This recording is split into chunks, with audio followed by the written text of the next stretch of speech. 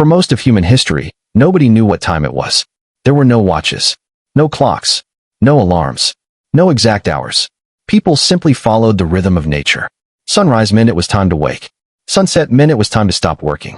The changing seasons decided when to plant crops, harvest food, travel, or celebrate. Then, over thousands of years, one invention after another completely changed civilization. Ironically, humans never invented time. We invented ways to measure it. The first known timekeeping device appeared in ancient Egypt around 1500 BC. It was the shadow clock, one of the earliest forms of the sundial. Instead of measuring minutes, it measured the movement of the sun's shadow across marked sections of the ground.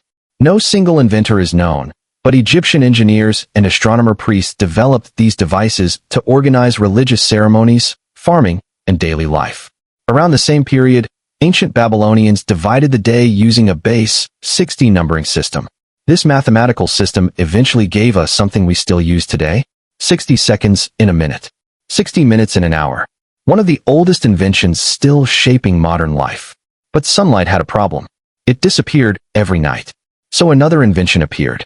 Around 1400 BC, the Egyptians developed the water clock, also known as the clepsydra. Instead of shadows, water flowed through carefully designed containers at a nearly constant rate. For the first time, people could measure time indoors, at night, and even on cloudy days. Centuries later, around 325 BC, the Greek inventor Ctesibius of Alexandria dramatically improved the water clock. He added gears, automatic indicators, and regulated water pressure, making it the most accurate clock of the ancient world. Many historians consider Ctesibius the father of clockmaking. Not every civilization used water. In ancient China, people developed incense clocks, where specially designed incense sticks burned at predictable speeds. Different fragrances marked different periods of the day. Meanwhile, in Europe and parts of Asia, people used candle clocks.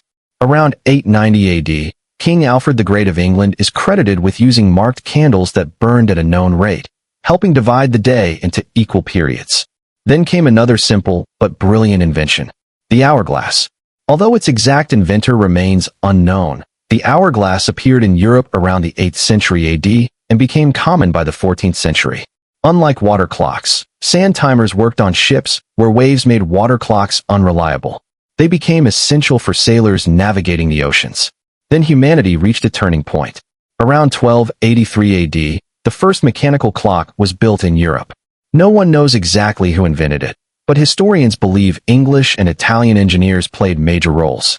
Instead of water or sunlight, these clocks used heavy weights, gears, and an escapement mechanism. For the first time, clocks could run continuously without depending on nature. Soon, giant clock towers appeared across Europe. Church bells announced the hours. Markets opened on schedule. Workers arrived together.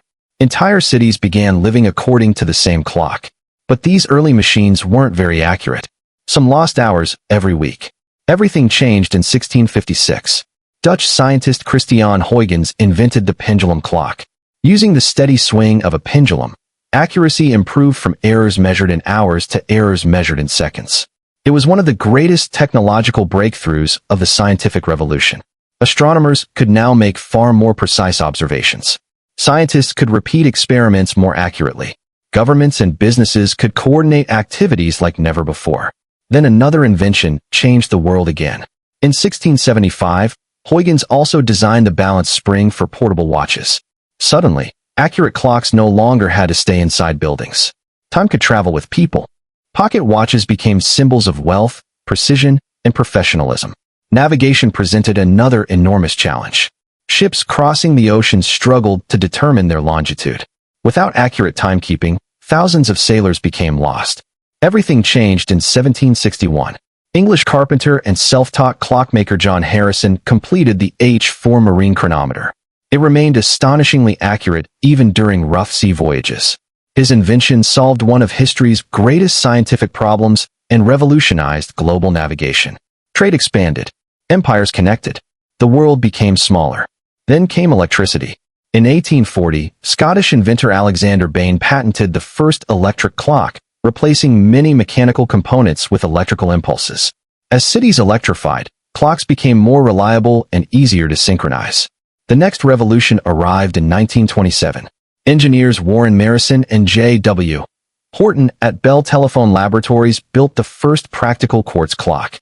Instead of gears or pendulums, it used the incredibly stable vibration of a quartz crystal. Quartz clocks became so accurate that they transformed factories, telecommunications, broadcasting, and eventually the wristwatches worn by millions of people. But humanity wasn't finished. In 1949, scientists at the U.S. National Bureau of Standards built the world's first atomic clock.